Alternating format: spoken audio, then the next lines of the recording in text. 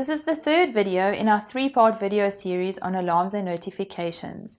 We are going to be looking at setting up notifications within Iris. Before we dive right in, let's have a quick recap at what we have covered so far. We know that all elements have alarms associated with them. We said that an event is something that happens at a specific time and has a severity associated with it, and that the event generates an alarm with a corresponding severity. We also spoke about the three ways in which events are generated in Iris, namely the active monitoring subsystem, threshold breaches, and syslog and SNMP traps. If you are unfamiliar with these, please watch the other two videos in this series. Now in this video, we are going to look at notifications, how alarms are sent to various groups, and the conditions needed to trigger notifications. We thought that we would have a bit of fun with this one. As you know, once an event comes into Iris, it raises an alarm, which is associated with an element and has a severity. At this point, there is someone watching. Let's call him the notifier. He is constantly on the lookout for new alarms. He is the town gossip. He is always eager to tell someone when something happens. He is slightly bald and wears glasses. He wears glasses because of his attention to detail, and he is bald because of all the stress he is under. He has a huge responsibility. You see, if the notifier does not do his job, things could go horribly wrong. In order to do his job, the notifier needs the rulebook. This rulebook has the rules about who to notify about what and under which conditions. It is his responsibility to interpret these correctly and notify the relevant people as speedily as possible. When he sees that an alarm has changed from clear to, say, a critical severity, the notifier will immediately jump into action and look at the rulebook to see if he needs to tell anyone what's happened. He needs to look at the entire rulebook, as more than one rule may apply, and he might need to tell more than one group of people. In Iris, the rulebook that the notifier looks at is called Alarm Notification Rules. Alarm notification rules are simply who is able to be told about things, not about who is told about what.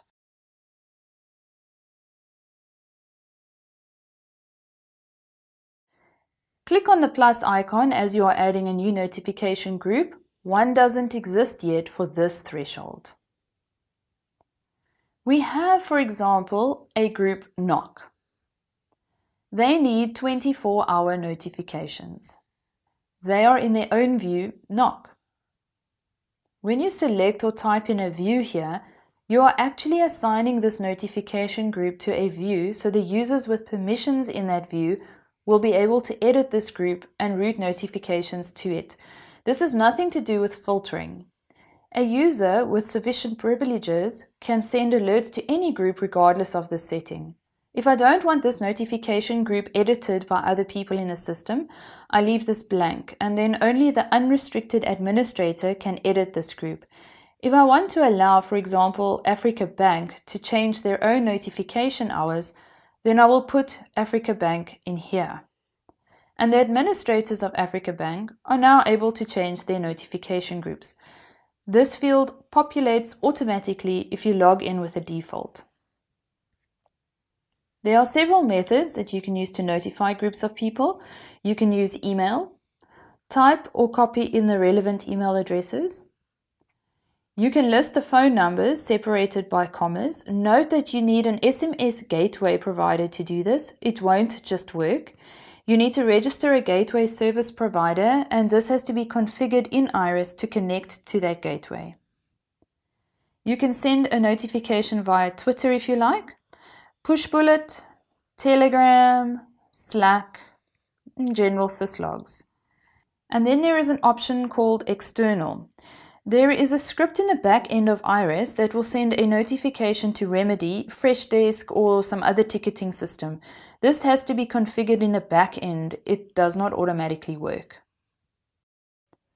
Now you know who to tell and what is generating an alarm in Iris. So now we get to the notifier part. We now have to set up alarm notification rules. This is found under Configuration Monitoring. Click on the plus icon to add a new alarm notification. Here's a scenario for the purposes of creating this notification. The NOC manager for Africa Bank would like to get alerts for anything that happens on Africa Bank.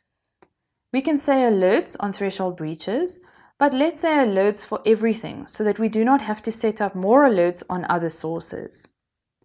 This manager only needs to be alerted when the severity is critical.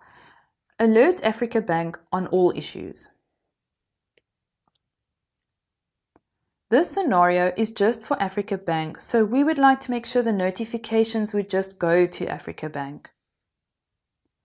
You might want to match this to the threshold breach that we set up earlier. For this scenario, I'm going to leave it open so that we can match everything on the view. You can also match a mnemonic. If, for example, you type in core, then everything that matches core will generate a notification. I'm going to delete it for now and leave it blank. To make it more specific, you can type in the name of the element or the device in these fields. I'm going to leave it open as I would like it to be less specific. The more specific you are, the more of these rules you need to set up. Keeping it vague means that more will be notified on. You can also match the message if you want, for example, to only send for ICMP. Then you would type this into the field. There is a regex cheat sheet for you should you need it. Once you have set up your rules, you will be able to see it based on current events by clicking on Show Matches. Clicking here now shows that nothing is happening, which is great. You have 3 levels of escalations. Your second and third level escalations need to be set after a specific time period, which you enter into this block.